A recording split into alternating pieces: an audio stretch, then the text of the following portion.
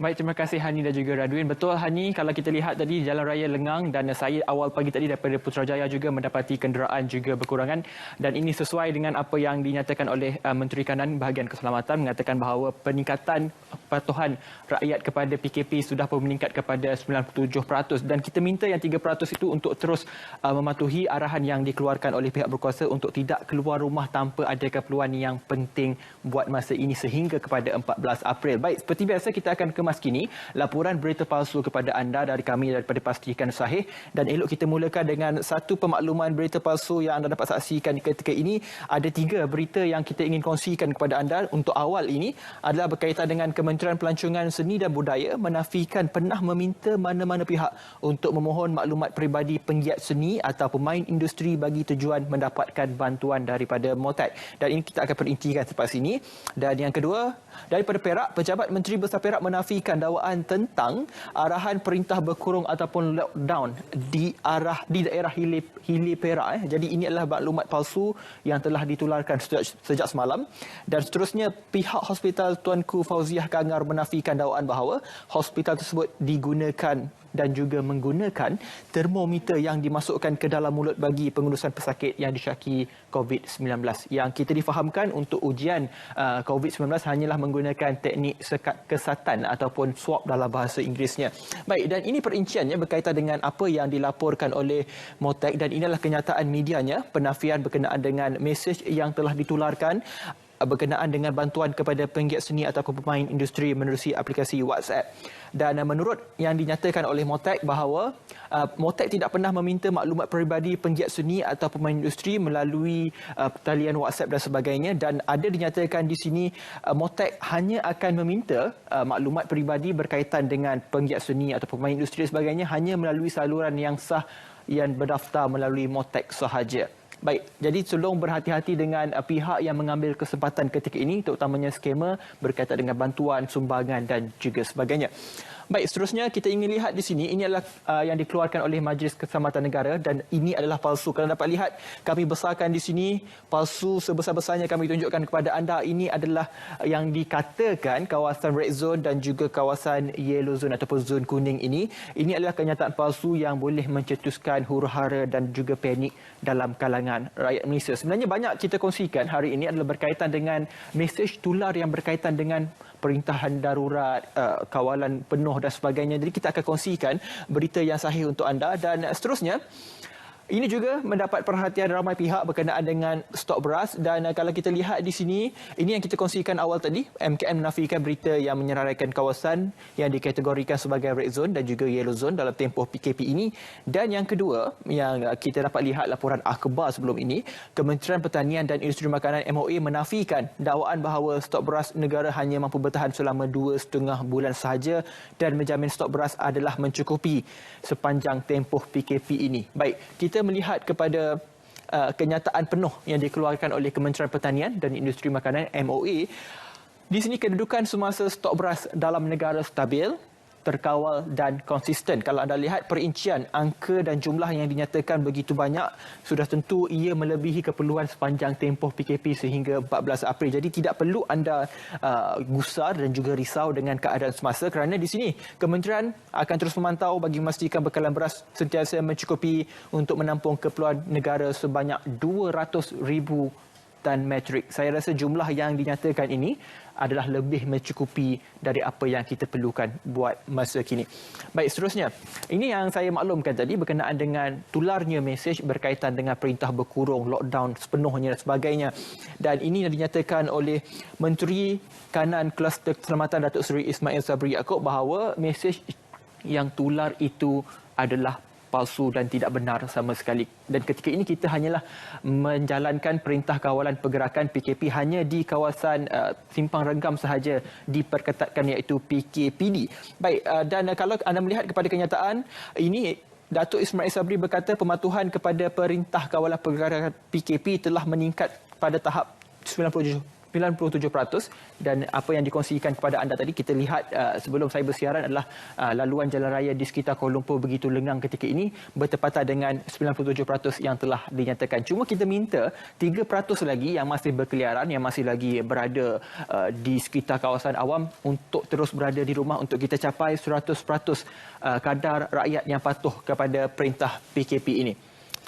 Dan seterusnya, ini yang kita kongsikan dan penjelasannya ataupun detailnya ada di sebenarnya .my, iaitu dakwaan Hospital Tuanku Fauziah menggunakan termometer ke dalam mulut ketika proses saringan kesihatan pesakit COVID-19 adalah palsu. Baik, menurut kenyataan media oleh pihak Jabatan Kesihatan Negeri Perlis, mengatakan bahawa pengurusan hospital HTF Kangar telah menerima pertanyaan daripada pihak Muslim Care berkaitan peralatan yang diperlukan bagi pengurusan wabak COVID-19, dan dalam perkara itu HTF menafikan kenyataan yang ketika ini HTF menggunakan termometer untuk pengurusan pesakit COVID-19. Maka dengan ini, sekiranya anda sudah memanjangkan perkara ini, anda boleh menarik balik dengan berkongsikan pautan di sebenarnya .my ini. Dan seterusnya, pastinya anda menerima banyak mesej berkaitan dengan moratorium dari short code 6628 adalah sah dari Maybank. Dan saya banyak juga menerima mesej ini mengatakan,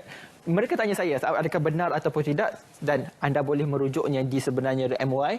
Dan ini adalah tangkap layar yang kita boleh kongsikan kepada anda, dan ini adalah sah apabila Bank Negara telah mengumumkan bahawa kita akan melanjutkan ataupun menangguhkan pembayaran automobil selama 6 bulan. Dan ini adalah sah, anda tidak perlu risau. Dan untuk maklumat lanjut berkaitan ini, sekiranya anda masih lagi ada keraguan, anda boleh menghubungi pihak bank yang tertentu dengan anda. Baik, banyak lagi laporan akan menyusul selepas ini. Kita berehat dulu seketika, kembali selepas ini dalam Pastikan Sahih.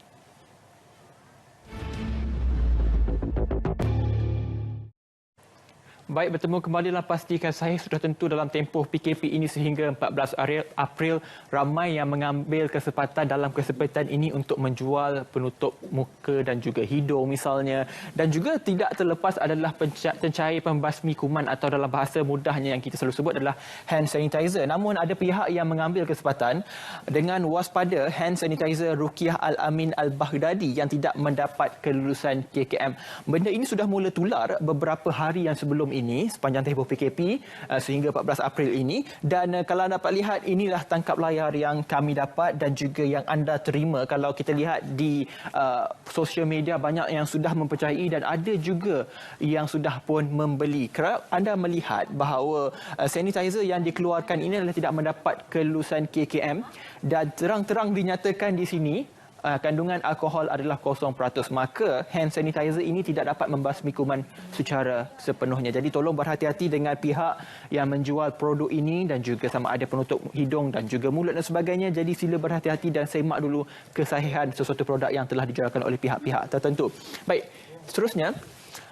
Baik, ini berkaitan dengan bantuan ataupun perkhidmatan yang diumumkan oleh Yang Berhormat Perdana Menteri baru-baru ini, iaitu bantuan B40, peka B40 memberi bantuan sebanyak 250 sebulan semasa COVID-19 adalah palsu. Baik, ini tangkap layar yang anda terima. Kalau anda lihat, sebenarnya menurut kenyataan rasmi peka B40, maklumat tersebut adalah palsu kerana peka B40 bukan sebahagian daripada pakej rancangan ekonomi perkhidmatan COVID-19 yang diumumkan oleh Yang Berhormat Perdana Menteri baru-baru ini. Maka ini adalah salah satu misleading ataupun salah faham yang dikongsikan oleh ramai pihak sama ada peka B40 ataupun golongan B40 itu sendiri.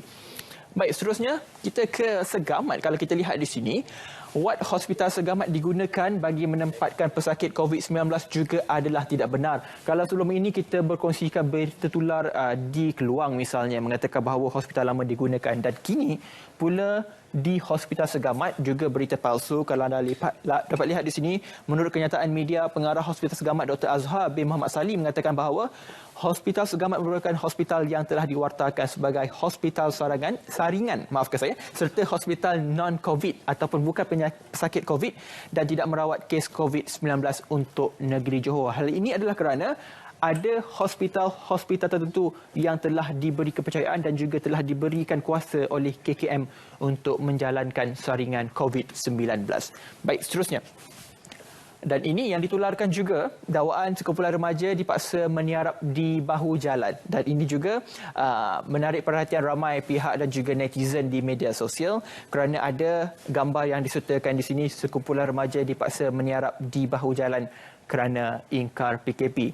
Menurut PDRM dan juga pihak berkuasa, mereka tidak sewenang-wenangnya melakukan arahan ataupun denda sebegini kerana ada cara-cara yang tertentu mengikut lunas undang-undang sepanjang PKP. Kerana mereka yang melanggar proses PKP adalah akan dikenakan tindakan sekiranya mereka tidak mendengar nasihat yang dikeluarkan oleh pihak berkuasa. Baik, seterusnya.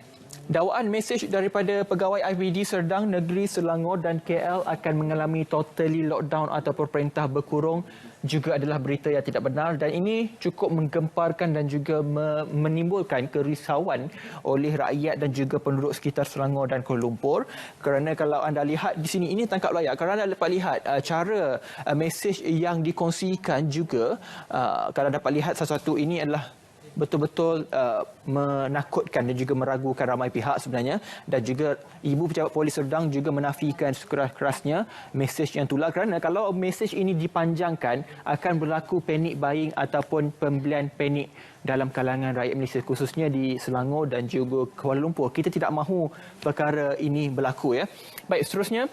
Ini juga yang dikongsikan di laman sosial adalah seorang remaja yang menghina pasukan polis dan juga pihak berkuasa ketika melakukan kawalan terhadap PKP ini, kerana mereka menghina dan juga mendoakan supaya barisan hadapan ini dijangkiti COVID-19, dan difahamkan remaja ini sudah pun ditahan oleh pihak polis untuk siasatan lanjut. Baik, seterusnya, taktik terkini akaun Keldai, jangan tertipu. Ini kami kongsikan maklumat penting untuk anda adalah Bank Negara Malaysia telah mengeluarkan satu poster penting dan juga perkara yang perlu anda beri perhatian, iaitu antaranya iklan jawatan kosong, tawaran pekerjaan, kongsi maklumat mangsa diperdaya dan juga mangsa sedar ditipu. Jadi anda boleh terus ke Bank Negara Malaysia, Facebook rasminya, untuk mendapatkan maklumat lanjut berkenaan dengan taktik terkini akaun Kedai jangan tertipu. Dan kalau dapat kita lihat secara keseluruhannya sepanjang tempoh PKP ini sehingga 14 April, ramai pihak yang telah pun menggunakan platform media sosial untuk menyerang mereka ketika ini dengan menggunakan nombor akaun palsu dan juga maklumat derma palsu dan sebagainya. Jadi anda perlu berhati-hati supaya anda tidak tertipu. Jadi tolong terus berada di rumah dan juga ikuti arahan dan juga aturan perintah kawalan pergerakan PKP sehingga 14 April. Kita akan kemas kini laporan berita palsu sekitar jam 2 petang nanti. Jadi kita kembali semula ke Radwin dan juga Hani.